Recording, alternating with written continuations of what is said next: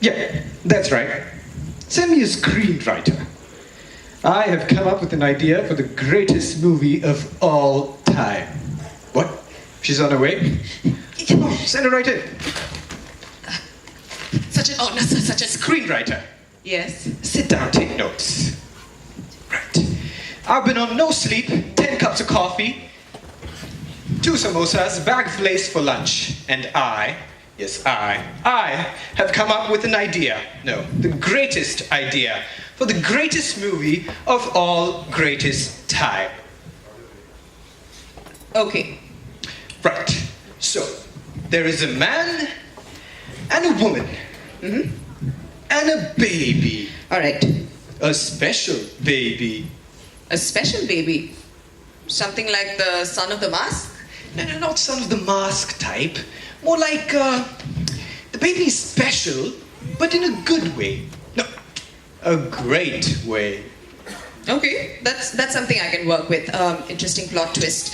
A family movie. Maybe with a love story between the baby's parents?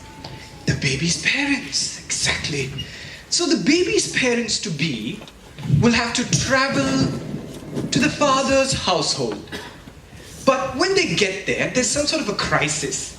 So they they can't find any hotels, so they end up living in a warehouse. Yes, a warehouse. Nice. An art house kind of bohemian look. Set design would love that. Exactly. And right when they're there, there's another crisis. Let's think. I know. She could go into labor at the worst possible time. Exactly. I love it. Yes. And right when she's in labor, they can't find a doctor. So they make some sort of a makeshift crib. And that's when the blue-collar guys come in to help. Blue collar? Yeah. You know, the blue-collar guys, the workers, the working people. Welders and plumbers. Oh, I get it. Farmers. Farmers come in to help. Farmers coming to a warehouse in the middle of a city. Yeah, why not? Why? Because only the common man knows that this child is special. I see what you're getting at. So you want something that the real working man can relate to. Alright. Okay. The farmers come to help out? Yeah, help out, hang out, you know, that sort of thing. You're the writer, you figure it out. Oh, yes. Oh. And guess what? The birth scene ends with a long pull-out shot of the father, the mother, the baby, and all the people gathered there for a final iconic shot. Nice. We could work with that. Now back to the basics. What exactly does this baby do that makes it so special? Nothing. Nothing. Nothing yet. Oh, I see a sequel coming. Oh, let's add a little punch to this, shall we? Alright. I want the birth itself to be special. Like an alien strange thing where the baby comes bursting out of the mother's abdomen. No. We don't want the baby exploding out of anything, no. It's, let's chuck that. I want the conception to be special. Yes, the conception. You want the conception to be special? Yeah. So I don't know what you're thinking, but that's an entirely different sort of movie. We'd probably have some issues with the ratings board. Well, you're the writer, you figure that out. That's all up to you. Are you writing all this down? Ratings board, censure notice. Yeah, that's it. Oh yes, taxes. I hate taxes. Taxes were... Write it down. Alright. So we're political now. Not political, but it's more like... Oh, by the way, animals. I love animals. Okay, so animals. Are we talking dogs or cats? Okay, I've got this. So we get a talking animal that rescues the baby. A talking animal? Yeah, it's cute. You see, let's be realistic here. We're not making a fantasy movie, for God's sake. Like, that would be the crazy part? Sorry, what was that? Nothing. I mean, you were talking about livestock. Yes. So, yeah, it would be nice to have some livestock around the place. You know, like lambs and sheeps and chicken and all that. Yeah. Oh, and then there's this crazy king. From an exotic destination? Yes, kings. There's some kings who come from exotic places, exotic people. Wait, hold on. So now this is a costume drama. You know that this budget is going to go through the roof. Oh yes. There's a crazy king who does something so evil that people gasp in horror. So now it's a horror movie. I don't know, sir. And a great escape. A great escape to a faraway land. Yes, now that would be a great epic, right?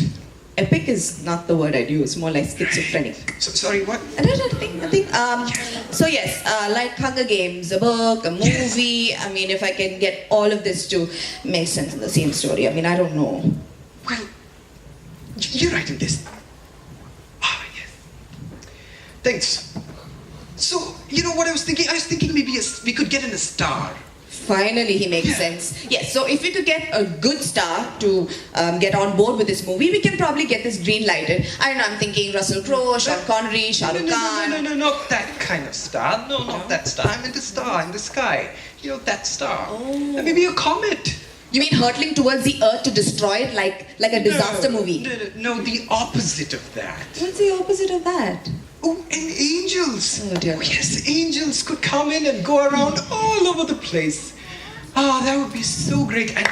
And a musical number. Dun, dun, dun. You mean like Broadway now? Not Broadway, that's like from Broadway. I mean, bigger. Listen to this. It splits history in half. Hold up. So, what you're telling me is, you want something that's a feel-good family, love story, art house, political, costume drama, horror, escape, disaster that's not a disaster, sentimental, supernatural, musical, historical, epic. With animals and angels. Yes. Anything else? Peace. Peace, man? No, not that peace. I meant the story. The story brings peace to the world.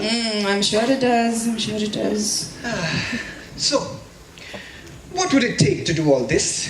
You mean aside from like $1 billion budget? Yeah, aside from all that, that's taken care of. Okay.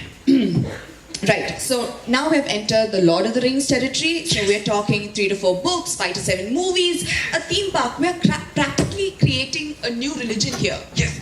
No, that's not what we're doing here. No, the last thing the world needs is a new religion. I'm glad to see you draw the line somewhere. All right, but I've got to tell you, I don't see how all of this will make any sense in the same story. Angels. Ridiculous. Angels, animals. The stars. The stars got to do something. Hey, wait. What? I've got it. You got it? I've got it. Hold it. What? It's fine. Do your stuff. All right. So Just a stars. minute. Just a Please, got to minute. do something there.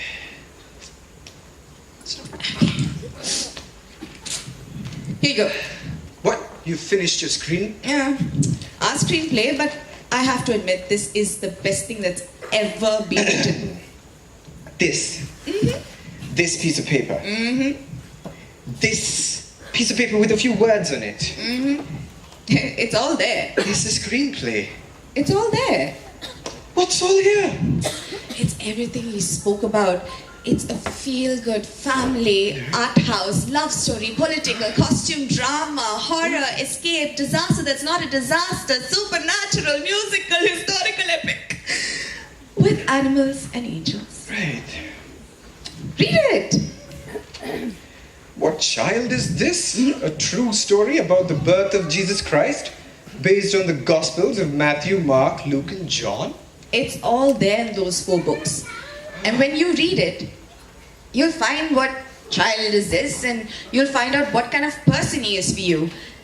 And if you make this movie, everybody who watches this will find the child in them. Wow. I never knew that I would get my screenplay in something that my grandmother used to read to me as a child. Wow, what child is this? Anyhow, what are your fees? Fees. Yeah. It's free. Free? Jesus paid for all of this with his life, for your life. Thank you. You're welcome. Goodbye. Good day. What child is this? What child is this?